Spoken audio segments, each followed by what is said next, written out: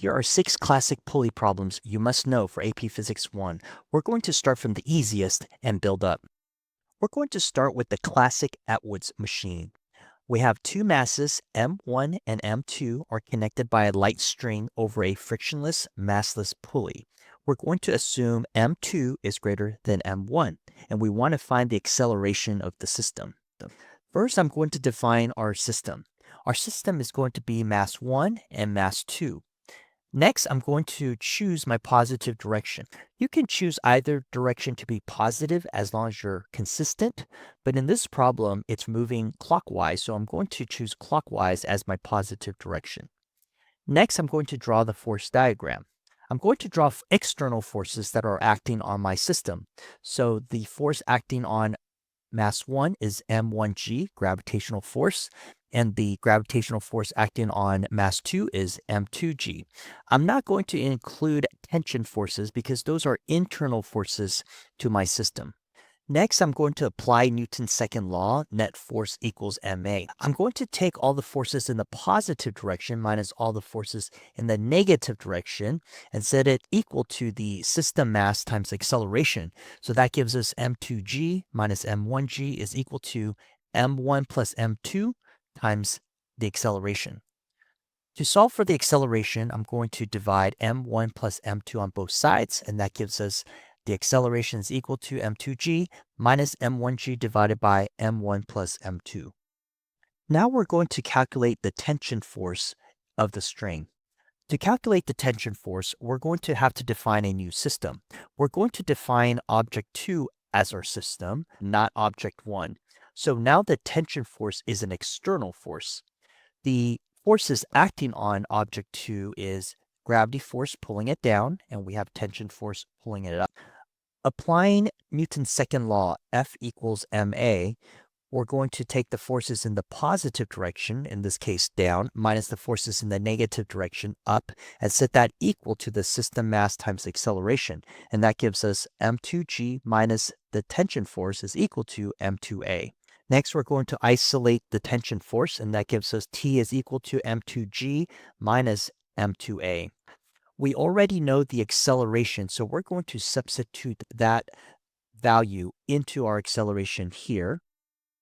And our next step is to combine these terms, and we need to find a common denominator. I'm going to use m1 plus m2 as our denominator, so I will need to multiply m2g by m1 plus m2 divided by m1 plus m2. Essentially, I'm multiplying m2g by 1. And when we do that, we get that the tension force is equal to m1 m2g plus m2 squared g minus m2 squared g plus m1 times m2g all over m1 plus m2. You'll notice that these two terms, m2 squared g, they cancel out because one is plus and one is minus. And our final answer is tension is equal to 2 m1 m2g divided by m1 plus m2. Now we have a block of mass m1 that sits on a frictionless table and is connected over a pulley to a hanging mass m2, and we want to find the acceleration of the system. We're going to choose as our system m1 and m2. What you choose to be your system depends on what you're looking for and what you're given. We're going to also choose our positive direction. You can choose either direction as positive, but I'm going to choose clockwise because the system is accelerating clockwise.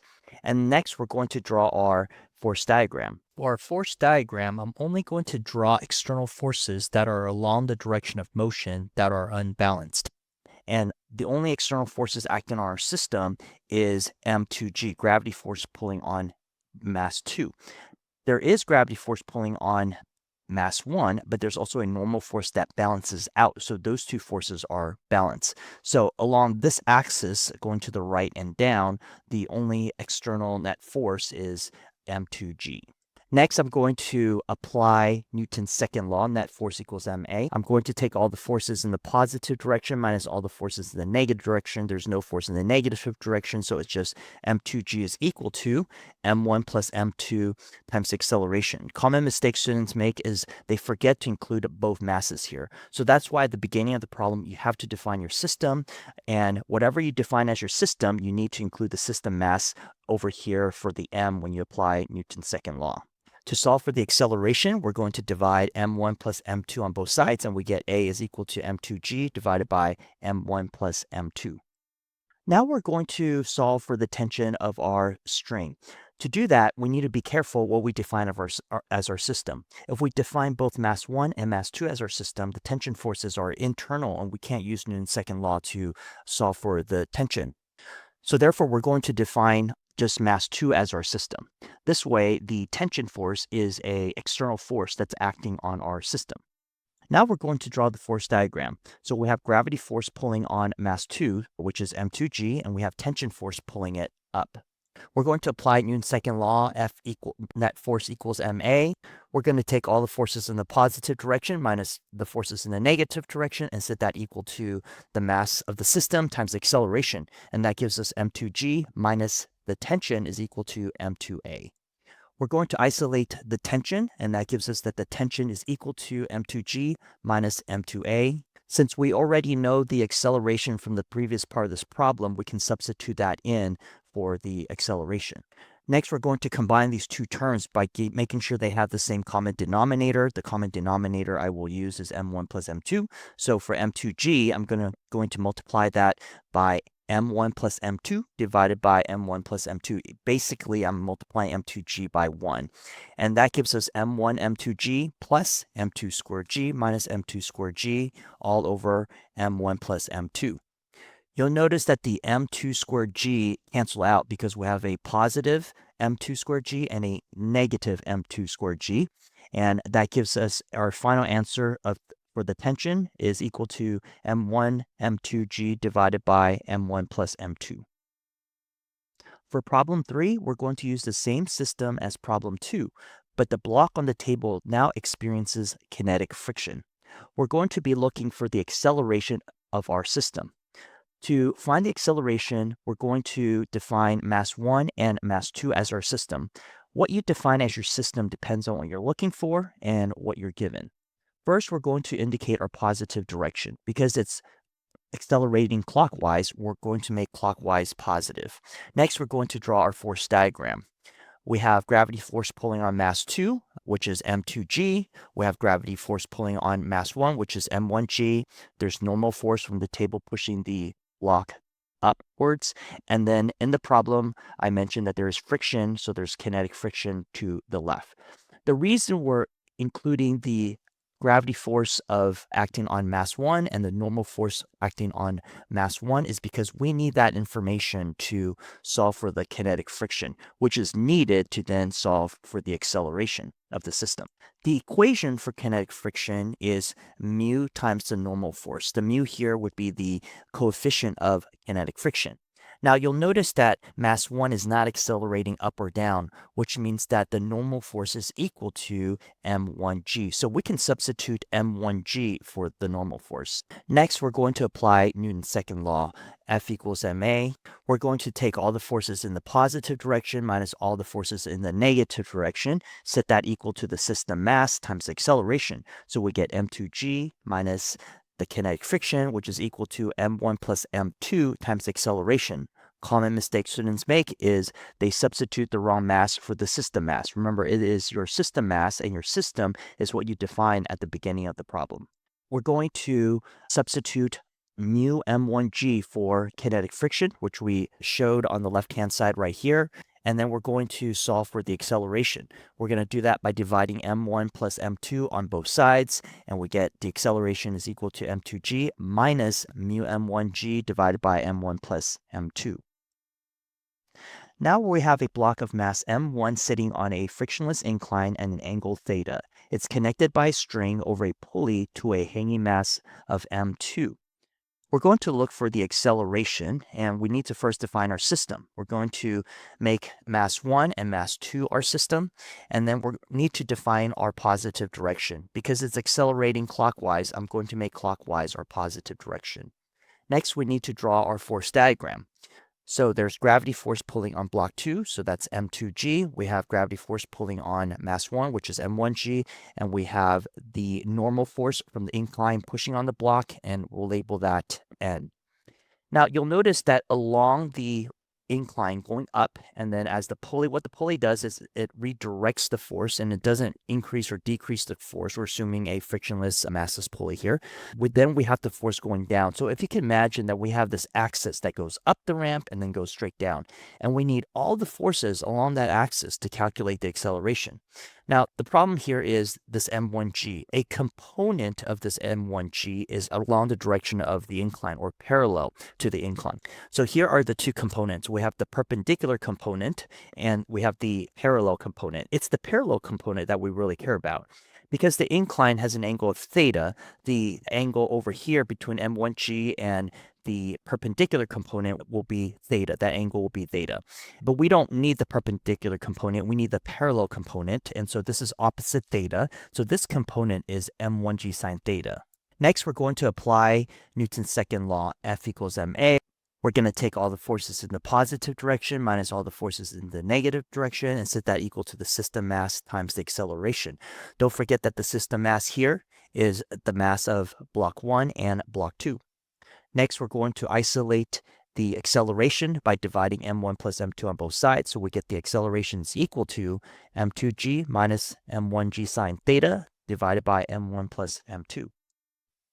Now we have a block of mass m1 that sits on a frictionless table. It's connected over a pulley to two hanging masses, m2 and m3, on opposite sides. m2 is greater than m3, and we're looking for the acceleration of the system. So the first thing we're going to do is to define our system, and that depends on what we're looking for and what we're given. We're going to define mass 1, 2, and 3 as our system. The next step is to indicate the positive direction. Because m2 is greater than m3, this system is going to move counterclockwise, and so I'm going to make counterclockwise my positive direction. We're also going to draw the force diagram. What external forces are acting on our system? We have gravity force pulling on block 2, so m2g, and gravity force pulling on block 3, m3g. Now, there is gravity force pulling on 1, but that's balanced out by the normal force pushing the block up. So I'm not going to need to worry about that for solving for the acceleration. The next step will be to apply Newton's second law, net force equals ma. We're going to take all the forces in the positive direction minus all the forces in the negative direction and set that equal to the system mass times the acceleration. Now, be careful about the system mass. Oftentimes, students will write the wrong masses in here. So this is why at the beginning of the problem, you need to define your system, because however you define your system at the beginning will determine what you include for the system mass here. Next, we're going to isolate the acceleration by dividing m1 plus m2 plus m3 on both sides, and we get that the acceleration is equal to m2g minus m3g divided by m1 plus m2 plus m3. Now that we have the acceleration, we can calculate the tension force of the string. We'll need to first define our system. We're going to define our system as just mass 2. The reason for that is because we need the tension force to be an external force. If we define mass 1 and mass 2, that tension force is an internal force, and we cannot use Newton's second law to calculate for that tension force. The forces acting on mass 2 are gravity force, m2g, down, and the tension force, up. Next, we're going to apply Newton's second law, net force equals ma. We're going to take all the forces in the positive direction minus all the forces in the negative direction and set it equal to m2 times the acceleration. We're going to isolate the tension force, so we get that the tension force is equal to m2g minus m2a.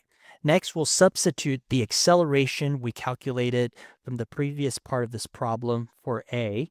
And you'll notice that this term has a denominator, so we need a common denominator. So I'm going to use m1 plus m2 plus m3 as a common denominator. To do that, I'm going to multiply this left term, m2g, by m1 plus m2 plus m3 divided by m1 plus m2 plus m3. Essentially, I'm multiplying m2g by 1. When I do that, I get the tension force is equal to m1 m2g plus m2 squared g plus m2 m3g minus m2 squared g plus m2 m3g divided by m1 plus m2 plus m3. You'll notice that the m2 squared g here cancels out because we have a positive m2 squared g and a negative m2 squared g, and those cancel out. And that gives us tension is equal to m1 m2g plus 2 m2 m3g divided by m1 plus m2 plus m3. We can factor out m2g, and that gives us tension is equal to m2g times m1 plus 2m3 all over m1 plus m2 plus m3. Now we have a block of mass m1 that sits on a horizontal surface with coefficient of static friction mu s. It's connected over a pulley to a hanging mass m2. We're going to determine the minimum value of m2 required to start the system moving. To do that, we need to first define our system. We're going to define our system m1 and m2. Next, we need to choose a positive direction. When this system starts to move, it's going to rotate clockwise. So I will make clockwise my positive direction. Next, I need to draw the force diagram. We have a gravity force on block 2, which is m2g. We also have friction towards the left of block 1. We'll label that Fs. And because friction depends on the normal force, and the normal force is going to be affected by the gravity force, we're also going to draw the normal and the gravity force acting on block 1. It's important to remember the relationship between static friction and the normal force. So the equation for static friction is that the maximum static friction is equal to mu s times the normal force.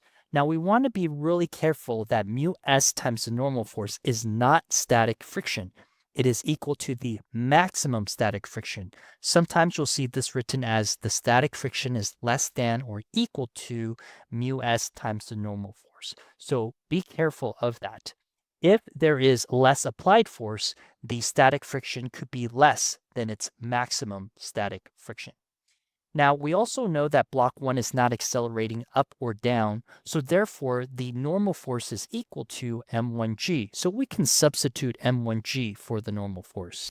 Next, we're going to apply Newton's second law. Net force equals ma. So we're going to take all the forces in the positive direction minus all the forces in the negative direction and set that equal to 0. The reason we're setting it to 0 is because that's the boundary condition. If the net force, the terms on the left-hand side, is greater than 0, then the system will start to accelerate. Solving for m2g, we get m2g is equal to mu s times m1 times g. We're going to divide g on both sides, and we see that m2 is equal to mu s times m1. What this tells us is that the minimum mass needed for m2 to accelerate the system is mu s times m1. If you found this video helpful, check out my next video where I show you how to solve a Pulley FRQ problem.